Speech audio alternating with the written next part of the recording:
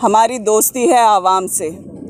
केंद्र सरकार के लगातार सौतेले व्यवहार के बावजूद कई सारी योजनाएं जो केंद्र के द्वारा सपोर्टेड था उसको बंद करने का, उसको सपोर्ट करने का काम, उसके लिए पैसे देने के काम केंद्र सरकार ने बंद किया।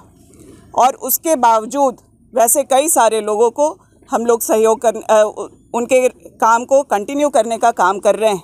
मिड डे मील बंद होने की स्थिति में है हमारे राज्य में, और हेल्थ से जुड़ी हुई कई बातें उस पर भी लगातार केंद्र सरकार का सौतेला व्यवहार हम लोगों को देखने को मिल रहा है।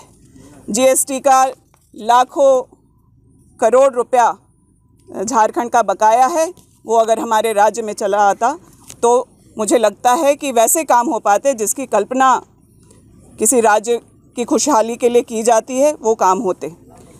इस कैबिनेट से स्वास्थ्य की सेवाओं को सुदृढ़ करने की जो एक एक कड़ी है उसको और मजबूती मिली है।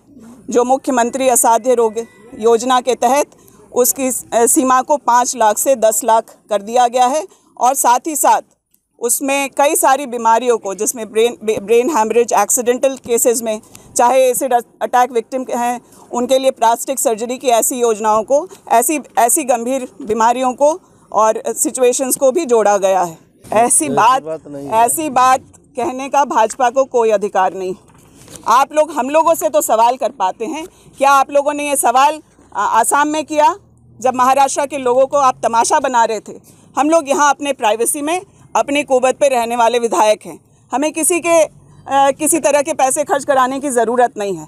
लेकिन आज ये परिस्थिति क्यों आई, ये भाजपा से अगर आप लोग सवाल करके बता पाएंगे तो हमें बहुत खुशी होगी। पूरे देश में लगातार यह प्रयास हो रहा है कि जो बहुमत झारखंड में 50 से ऊपर की संख्या में हम सारे विधायक हैं, उसके बावजूद हमें अस्थिर करने का जो प्रयास हो रहा है ये बहुत शर्मनाक है। आप लोगों को यहाँ पर नहीं जाकर के होम मिनिस्टर और प्रधानमंत्री से सवाल करना चाहिए कि आखिर क्या मजबूरी ऐसी हुई कि जो हम लोग जनहित के काम कर रहे हैं, आज हम यहाँ हैं, लेकिन हमारे क्षेत्र की जनता उत्साह उल्लास की स्थिति में है। निर्णय ऐसे लिए गए हैं कैबिनेट में कि त्यौहार जैसा माहौल रांची के प्रोजेक्ट बिल्डिंग में या फिर हमारे क्षेत्र में है। हम उनकी खुशियों में शामिल नहीं हो पा रहे हैं, हम उनकी तकलीफ़ में शामिल नहीं हो पा रहे हैं, लेकिन जिनसे सवाल पूछे जाने चाहिए उनसे सवाल नहीं पूछा जा रहा। हमसे पूछा जा रहा है कि हम पिकनिक मना रहे हैं। हम लोग सब गंभीर और सिंसियर विधायक हैं, लेकिन आज हमें यहाँ किस परिस्थिति में बैठना पड़ रहा है, ये सवाल आपके होने चाहिए। झारखंड में क्या चल रहा है इससे आप लोग अनभिज्ञ नहीं है।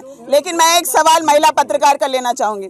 ये सवाल अगर आप एक बार ठाकरे जी से भी पूछ लें तो किस तरह से परिस्थितियाँ बनाई जाती हैं, किस तरह से ईडी, सीबीआई और कई सारे तंत्रों का इस्तेमाल करके इस देश में लोकतंत्र को ख़त्म किया जा रहा है, यह सवाल उन लोगों से भी पूछना चाहिए। भाई साहब, अगर आपके घर में चोरी का डर होगा तो क्या आप अपने दरवाजा ताला मजबूत करेंगे या नहीं करेंगे?